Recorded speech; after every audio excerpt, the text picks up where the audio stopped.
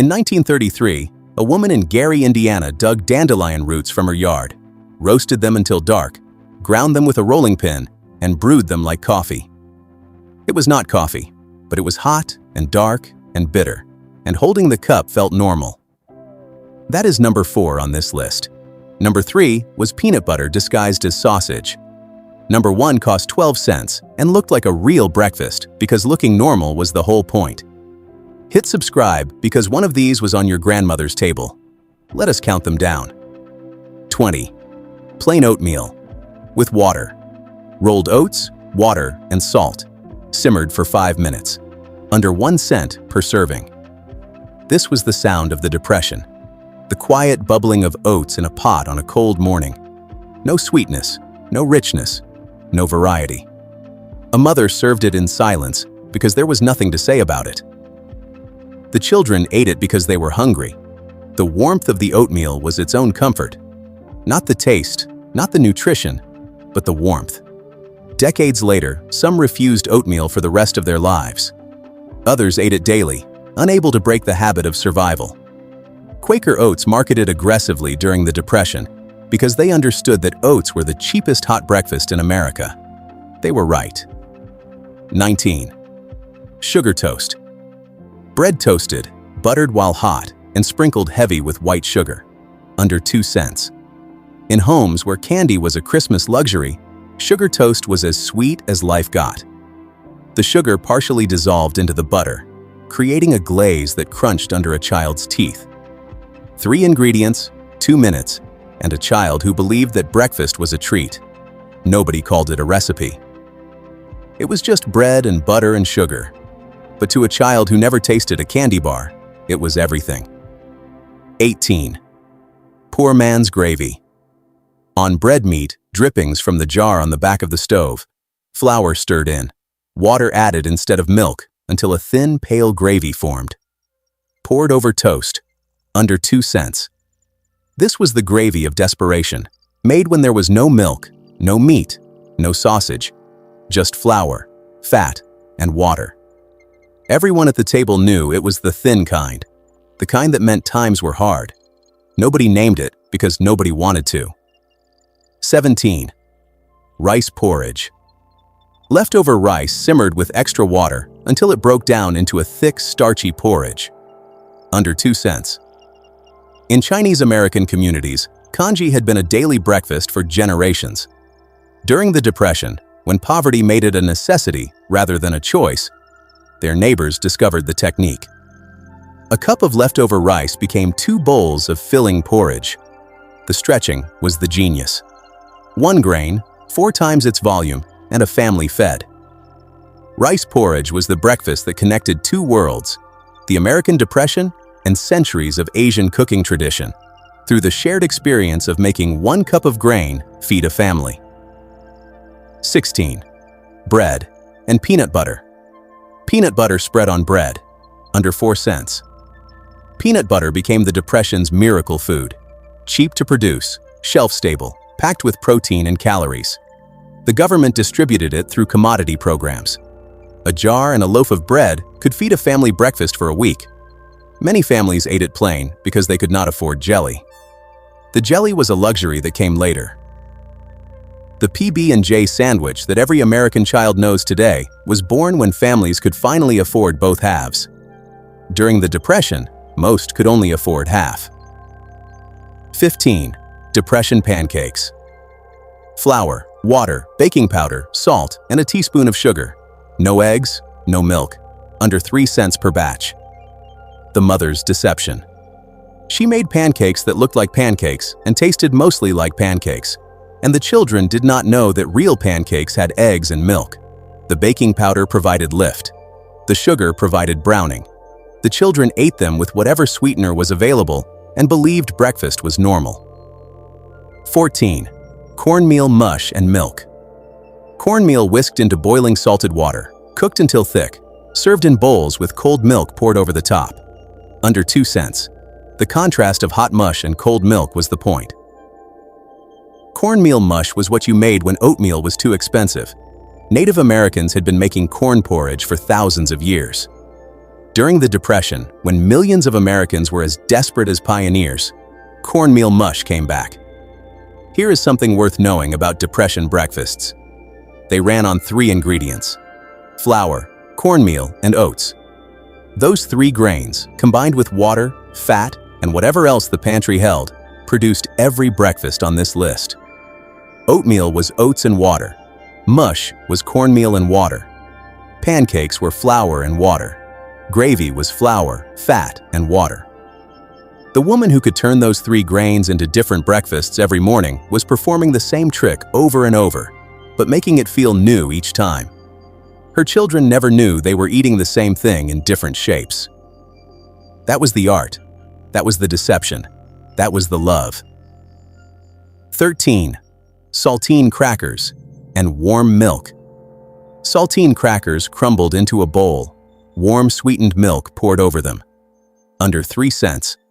This was the Depression-era child cereal before Cheerios existed. A mother heated milk on the stove, crumbled crackers into a bowl, added a spoonful of sugar, and called it breakfast. The crackers softened in the warm milk into something that tasted like comfort if you were hungry enough. When Cheerios arrived in 1941, the crackers and milk breakfast began to disappear. The commercial version was easier and came in a box with a picture on it. Nobody missed the old way, but for a decade, it had been the morning meal of an entire generation. 12. Fried cornmeal. Mush cornmeal porridge made the night before, poured into a greased loaf pan, and left to set while the family slept. In the morning, sliced into thick slabs and fried in butter until a deep golden crust formed on both sides. Crispy and caramelized outside, creamy and warm inside. Served with molasses or syrup, under 2 cents per serving. The overnight wait was the magic. It turned soft, boring porridge into crispy golden slices. The children loved it because it was so different from the mush they had eaten the day before. Same ingredients, completely different experience. That was the grandmother's genius. 11. Toast and jam toast, spread with homemade jam from last summer's canning. Under 3 cents. The strawberries picked in June, the peaches gathered in August, the grapes harvested in September. All cooked down with sugar and jarred, appearing on January toast as a reminder that the sun would come back. A mother who spent a hot August day over a steaming pot of jam was investing in her family's winter breakfasts. Each jar on the shelf was a morning meal waiting for its turn. 10 bread pudding breakfast. Stale bread torn into pieces, soaked in a mixture of eggs, milk, sugar, and cinnamon, and baked until golden and custardy. Under 8 cents. Throwing away bread was a sin in Depression-era homes. Even stale, hard, days-old bread had value. The bread pudding technique saved it by soaking it in egg and milk until it softened, then baking it into something that tasted intentional rather than desperate. 2 eggs and a cup of milk transformed waste into protein-rich food. The Depression's refusal to waste anything produced one of the best breakfasts on this list. A woman who baked bread pudding was not saving money. She was refusing to let food die. That refusal was a moral principle as strong as prayer. 9 grits and butter grits simmered in salted water for 20 to 30 minutes until thick and creamy. Then a pat of butter stirred in. Under 2 cents. The grits line divides America. South eats grits. North eats oatmeal. During the Depression, grits were survival food in the South, the way oatmeal was in the North. A bag cost pennies and lasted weeks. A pot fed a family of 6. The butter, even a small pat, transformed starch into comfort. Grits are the South's self-portrait. Plain, unpretentious, and better than they look. 8. Depression. Oatmeal cookies. Oats, flour, sugar, lard, an egg, and baking soda. Baked hard enough to last a week in a tin. Under half a cent per cookie. These were not treats. They were breakfast. Stored in a tin on the counter, grabbed by children on their way out the door. A mother stood in the kitchen on Sunday evening, mixing oats and flour, dropping spoonfuls onto baking sheets, and filling the tin that would produce Monday through Saturday breakfast. 1 baking session, 6 mornings of food. The hardness was intentional. Soft cookies go stale in days. Hard cookies lasted in a tin and softened when dunked in coffee or milk. The cookie tin on the counter was the most efficient breakfast system ever devised. No cooking in the morning, no cleanup. Just reach into the tin, grab a cookie, and go. 7 bread and warm milk bread torn into pieces and placed in a bowl. Warm sweetened milk poured over it. Under 2 cents. The oldest breakfast on this list and the most forgotten. The practice of eating bread and warm milk connects Depression-era America to medieval Europe through an unbroken chain of poverty and comfort. A grandmother in 1935 who tore bread into warm milk for her grandchildren was doing exactly what her grandmother had done in Ireland or Germany or Poland. The warm bowl in cold hands was the message. You are fed. You are cared for. By the 1950s, commercial cereals replaced it. The concept survived. Cereal in a bowl with milk is the same idea. But the original, with its torn bread and warm sweetened milk, was forgotten entirely. Nobody tears bread into warm milk for breakfast anymore. But for centuries, it was the most fundamental breakfast in the Western world. Here is what the history books leave out about Depression breakfasts. These women cooked the same breakfast every morning for 10 years. From 1929 to 1939, a mother stood at the same stove, lit the same fire, stirred the same pot. Oatmeal Monday, mush Tuesday, pancakes Wednesday, fried mush Thursday, toast and jam Friday, sugar toast Saturday, bread pudding on Sunday from the week's stale bread. The rotation was fixed because the budget was fixed. She could not vary because she could not spend. And yet, she made it work. She made each day feel slightly different from the day before. She made her children believe they were eating different breakfasts when they were eating the same 3 grains in different shapes. That rotation, performed by millions of American women every morning for a decade, was not cooking. It was endurance. It was love expressed in the only currency she had. Flour, cornmeal, and oats. Every morning, for 10 years. 6. Buttermilk pancakes. Flour, buttermilk, an egg, baking soda, and a tablespoon of melted fat. Under 3 cents on a farm where buttermilk was free. The buttermilk reacted with the baking soda to create extra lift. These pancakes were lighter and tangier than the water pancakes that poorer families made. Buttermilk was the Depression farmer's secret weapon, a free liquid left over from churning butter that improved everything it touched. Pancakes, biscuits, cornbread. The acid tenderized and leavened. And it cost nothing because it was waste. Buttermilk is rich in lactic acid bacteria and calcium. Depression-era farm families were getting probiotic benefits that modern science only recently validated. They did not know the word. They just knew the pancakes tasted better. 5. Creamed eggs on toast. Hard-boiled eggs chopped and folded into a white sauce of butter, flour, and milk poured over toast. Under 8 cents. The white sauce stretched 4 eggs into a meal for 4. Without the sauce, 4 eggs make 4 small portions. With it, those same eggs became a rich, creamy dish that covered 4 slices of toast generously. The goldenrod variation taught in home economics classes added beauty. Golden sieved yolks scattered over white sauce like flowers on snow. The technique was the most important cooking skill of the Depression. Butter, flour, milk. A mother who knew how to make a white sauce could stretch any protein into a family meal. 4. Dandelion root coffee and toast.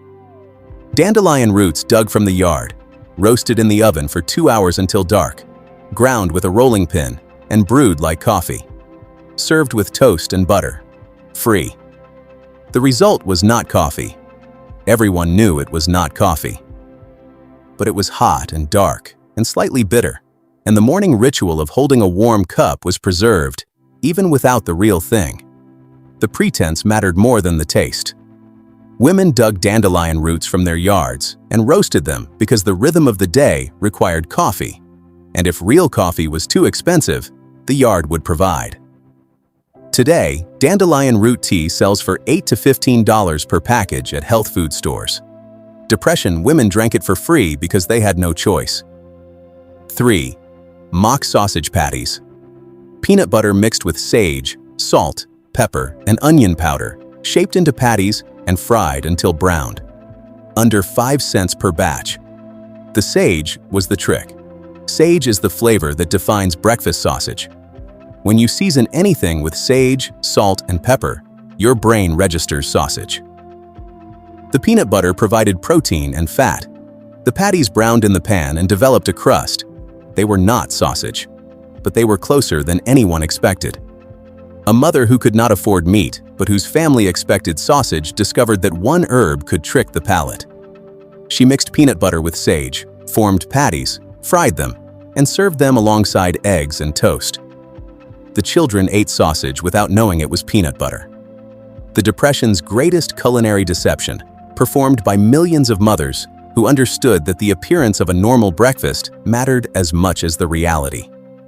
2. Fried egg. On toast. 1 egg, fried in butter until the white set and the yolk stayed runny, placed on a slice of toast. Under 4 cents. The fried egg on toast is the breakfast that every Depression survivor remembers. The sound of an egg cracking into a hot skillet, the sizzle, the smell of butter. The moment the egg was placed on toast and the yolk trembled. A mother who fried an egg for her child was providing the best she had. 1 egg, 1 slice of toast. It was not enough by modern standards, but it was protein, fat, carbohydrate, and love in the most concentrated form possible. For 4 cents, a family had a breakfast that felt real. The fried egg on toast is the single most important breakfast in American history because it is the most universal. Every family ate it. Every child remembers it. 1. The Depression breakfast plate. 1 egg fried in drippings. 1 potato diced and fried golden. 1 slice of toast. 1 cup of coffee stretched with chicory or roasted barley. 12 cents for the complete plate. That was the entire meal. The Depression breakfast plate is the #1 entry because it represents the entire Depression-era approach to food. Use the cheapest possible ingredients to create the most normal possible meal. The plate was a performance of normalcy in a time of crisis. A mother who set a plate of fried egg, fried potatoes, and toast in front of her husband was saying, "This is a real breakfast. We are a real family. Things are hard, but we are eating breakfast like normal people." The egg was from the hen house. The potato was from the cellar. The bread was from Sunday's baking.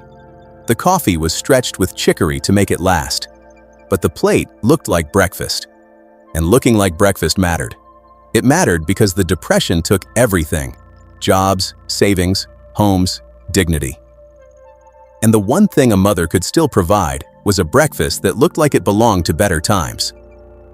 Eleanor Roosevelt published menus during the Depression for feeding a family on $7 a week, emphasizing exactly these kinds of cheap-filling breakfasts: eggs, potatoes, bread, and coffee. The same plate that appeared in every kitchen in America every morning for a decade. The modern classic American breakfast at a diner costs $12 to $18. 2 eggs, hash browns, toast, and coffee. The Depression version was the same meal for under a dime. The recipe has not changed. The price has multiplied by 100. Make one of these this week. Just one. The fried cornmeal mush, the Depression pancakes, the creamed eggs on toast. Buy a bag of cornmeal and a dozen eggs for a couple of dollars and make something that got a family through the worst economic disaster in American history. Sit down at the table. Set a place. Eat it slow. Tell me in the comments which one you are going to try. I want to know if anyone's grandmother made dandelion coffee and pretended it was real. I want to know if the mock sausage patties actually fooled anyone. I want to know if the Depression breakfast plate still appears on someone's table. Because these were not just breakfasts. They were 20 ways a mother looked at a pantry with almost nothing in it and said, "Sit down. I will feed you before the sun comes up." That is not poverty. That is the strongest thing a human being can do at 6 in the morning.